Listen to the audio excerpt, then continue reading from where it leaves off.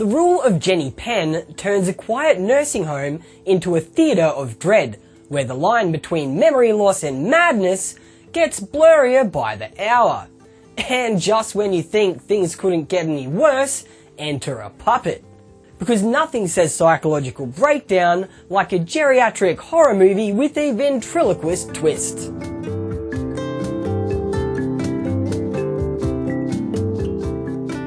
Hey, welcome back to another episode of How Disturbing. I'm your host, Billy Bogues, and today we're looking at 2024 psychological horror, The Rule of Jenny Penn.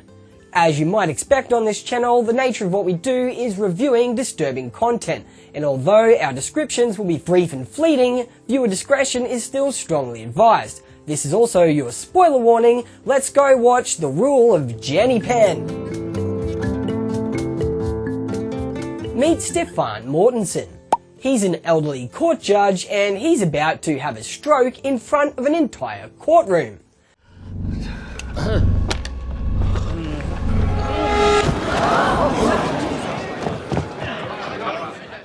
And here Stefan is in a nursing home. He'll be staying here until he recovers from his stroke and can get back to his normal life. And man, is he not happy about being there. That's the situation we're in now, so please don't prevaricate. Do you know what prevaricate means? It means to beat about the bush, which is to stall, to evade, to waste my time. Hard to blame him.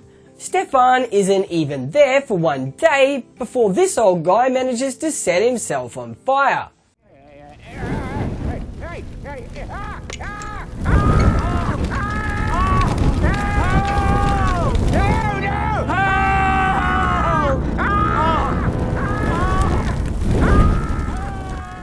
Hot stuff.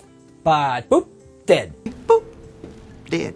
On night one, Stefan gets up to pee, but there's some weirdo staring at him through the crack in the door.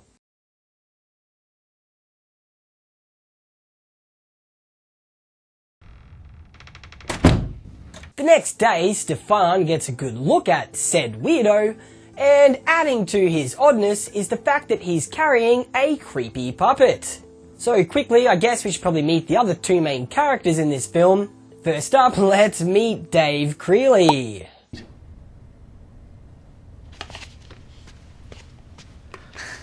Hello, Jenny Penn. Yeah. Good night, Jenny Penn. Come on, mate. Off to bed. There you go. And we should probably also meet Tony Garfield.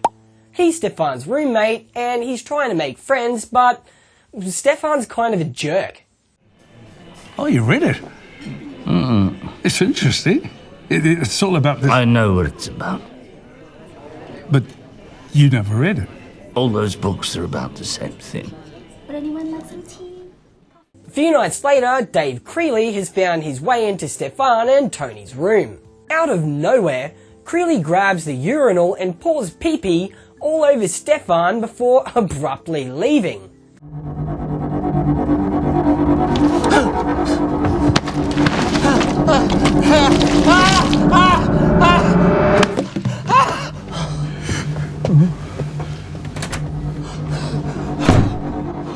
This obviously causes the nurses to believe that Stefan peed himself. Pee-pee pants. Well, if he was responsible for If? I'm not suggesting you made it up. Oh, you're not suggesting? Well, good. But sometimes people can experience night terrors, Night terrors? when they're adjusting to a new I'm not environment. some prepubescent tot with a weak bladder. I saw what I saw. The following day, Stefan antagonizes Creeley over lunch. And well, this might not be the best idea. Or have you always been a stupid The time is 4:21 p.m.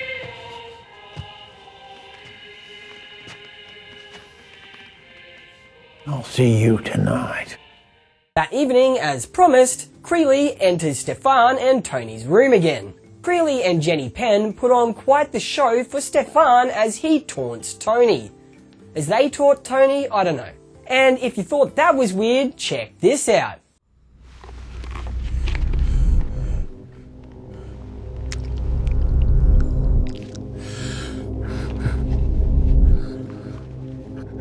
Good boy.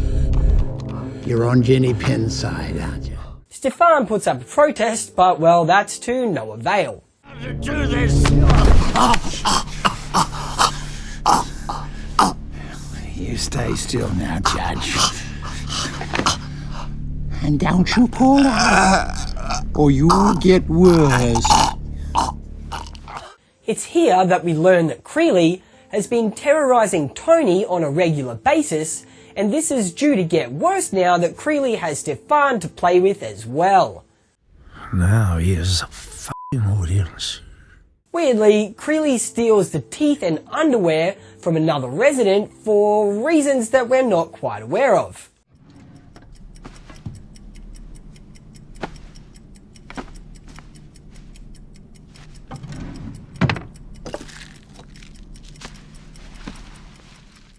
The next day, Stefan is pulled aside by the staff because Creeley has made a complaint about Stefan stealing from himself and other residents. Dave, Creeley is under the impression that you have something against him. Well, he'd be right, because the man's a...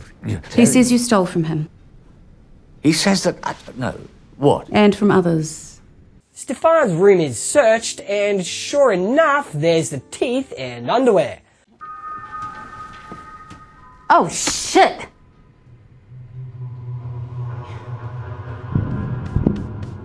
Have you been taking your medication, Mr. Mortensen? Creeley has cleverly framed Stefan as a thief. The next day, once again, Stefan attempts to berate and insult Creeley.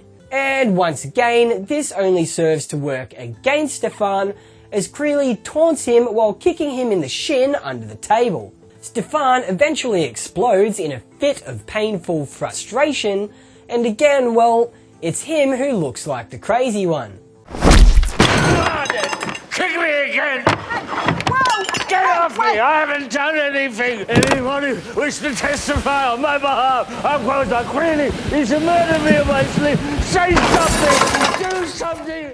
That night, we find Creeley in the men's room once again. What do you call a Maori on the moon? Well, I don't know, Jenny. What do you call a Maori on the moon? A problem! He's telling some really racist jokes, and just for context for you guys, when he's referring to a Maori, that's an indigenous person from New Zealand. What do you call the whole race of Maoris? All of them up there on the moon? Well, I don't know, Jenny. What do you call the whole race of Maoris? All of them up there on the moon? Problem solved! And as you might have guessed, Tony is a Maori man. However, it seems Creeley isn't getting the reaction he needs. Maybe Tony licking Jenny Penn's asshole will help. I can't believe I just said that. Who rules, Tony? Jenny Penn. Lick her asshole. Go on. Nope, that's not doing the trick. Creeley is still bored. Maybe forcing Stefan to join in will help. He grabs Tony's colostomy bag and then turns to Stefan and asks him who rules. Obviously the answer is supposed to be Jenny Penn. Oh, this is new. You've been having issues, Garby? Who rules, Stefan? Hey? Who rules? When Stefan doesn't comply, Tony gets his colostomy cord ripped out. Fair enough. No.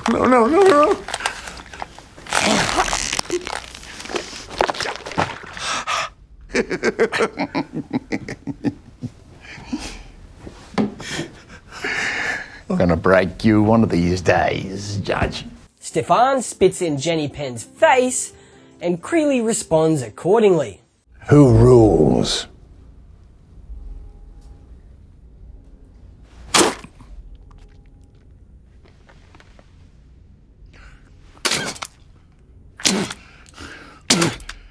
The following day, we see Stefan creeping into Creeley's room. What's he up to?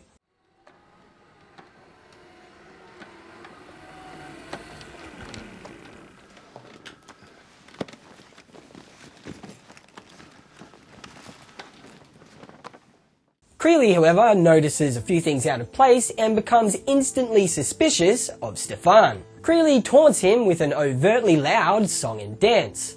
However, all this dancing has triggered Creeley's asthma. I saw your legs right up. Knees up, don't be in the breeze up, knees up, Mother Brown. Oh dear, what a rotten song, what a rotten song, what a rotten song.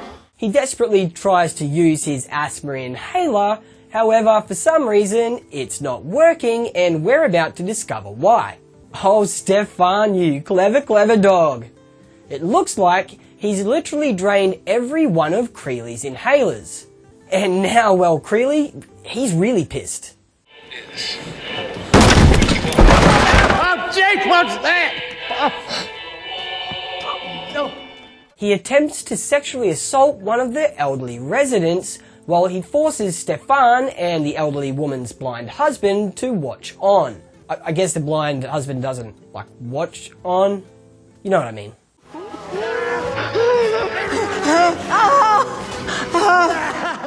Stefan manages to right himself and swiftly smacks Creeley in the face with a cane.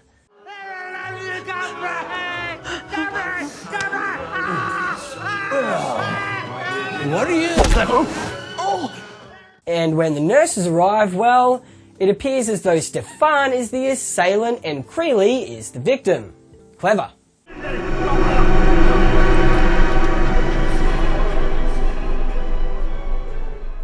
We see that Stefan is now restricted to what appears to be the nursing home equivalent of solitary confinement.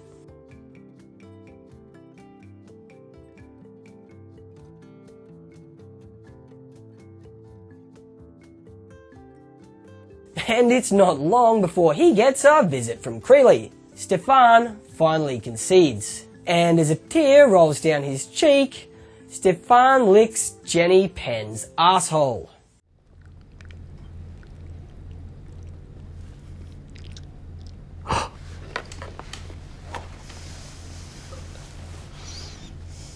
And that wasn't so hard, was it?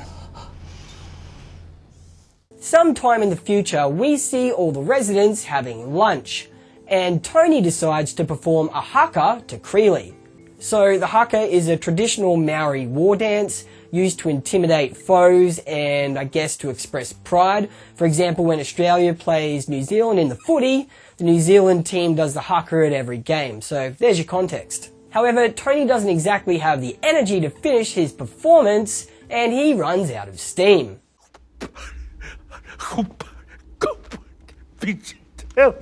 Okay, alright. Okay, Maxwell, come on, let's go. And Creeley, well, I don't think he's exactly one for putting up with intimidation tactics. Night falls and once again, Creeley sneaks into the men's room. Only they're not there. Creeley searches the entire nursing home before he's finally left with one place left, the laundry room. Creeley opens the door to discover Stefan just sitting there, but as Creeley approaches, well, bam, Tony sweeps his legs.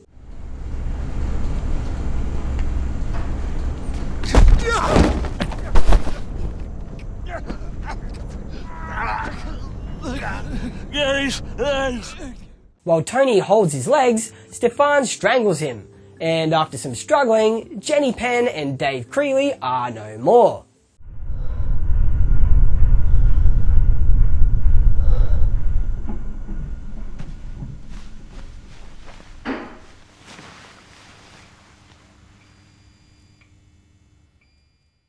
Double boop dead. Boop. Dead. Boop. Dead. As the rule of Jenny Penn comes to a close, we watch on as Stefan burns Jenny Penn in a fire pit. The end.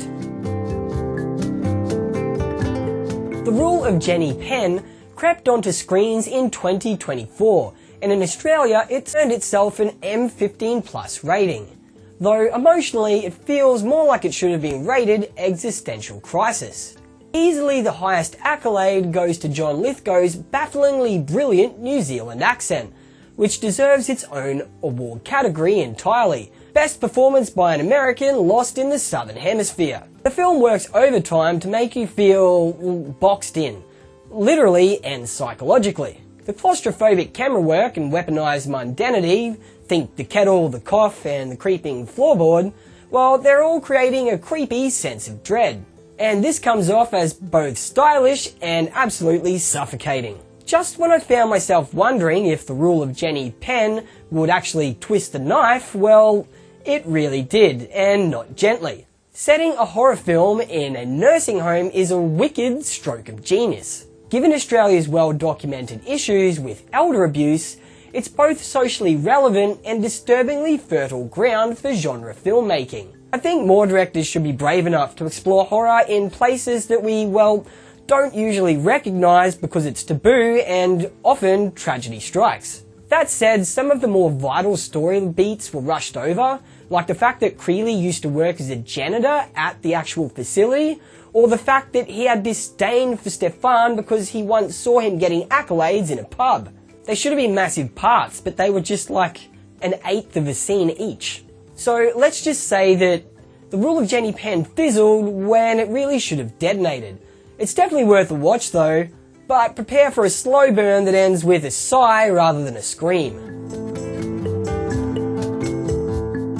Alright, there's a spreadsheet behind me, so I guess that means it's time to work out where the rule of Jenny Penn finds a balance between being a really disturbing film and a really, really good film. So, first of all, we're going to rate it for how good it was as a film, then we're going to rate it for how disturbing it is, and then we're going to average those together to get an ultimate disturbing rating.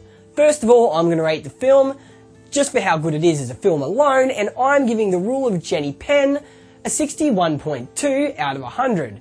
When I go to the most popular movie review sites, it looks like you guys think the rule of Jenny Penn is worth a 66.7. So we're almost on the same kind of wavelength there. Let's average those two scores together to get a combined film rating of 64. That's what we think of the rule of Jenny Penn just as a movie. We think it's worth a 64. Now we have to rate it for purely how disturbing it was, and I mean, it was pretty hectic, but there wasn't heaps of confronting images, so I'm going to give it a disturbing rating of 56.5.